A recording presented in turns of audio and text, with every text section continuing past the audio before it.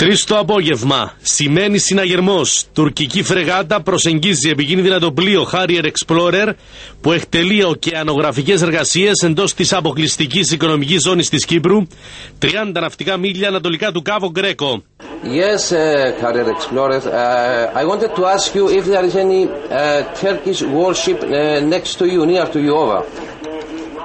Yes, I see he's on my starboard bow, You need his position? Yes, if it's possible, can I have her position, please, over? Yes, just a second. Okay, approximately how many miles is far away from you?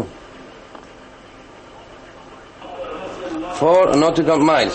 Η τουρκική ναυτική δύναμη εμπόδισε επανειλημμένα την πορεία του Harrier Explorer. Οι σημερινές προκλήσεις είναι συνέχεια των άλλων που είχαμε στις 19 και 21 Νοεμβρίου. Το Harrier βρίσκεται 30 ναυτικά μίλια ανατολικά από το Κάβο Γκρέκο αυτή τη στιγμή και βλέπουμε ότι το τουρκικό πλοίο βρίσκεται στα 4 ναυτικά μίλια από κοντά του και το παρακολουθεί. Μιλάμε καθαρά για μια τουρκική πρόκληση αυτή τη στιγμή.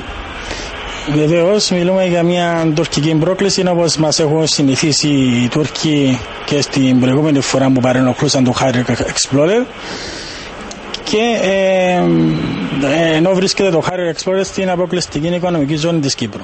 Το Harrier μεταφέρει καλώδιο μήκους 7 ναυτικών μιλίων. Κάνει έρευνες για πετρέλαιο και φυσικό αέριο και έχει έναν καλώδιο το οποίο πάνω στο καλώδιο είναι συνδεδεμένα κάποια μηχανήματα και το μήκος του καλωδίου είναι γύρω στα 7 μίλια. Οι νέες προκλήσεις των Τούρκων γίνονται την ώρα που βρίσκεται σε εξέλιξη ρωσοτουρκική ναυτική άσκηση στη λεκάνη της Ανατολικής Μεσογείου. Πού ακριβώς γίνεται η άσκηση? Η άσκηση, εδώ είναι το κεντρικό το στίγμα, σε ακτίναν 65 ναυτικών μιλίων.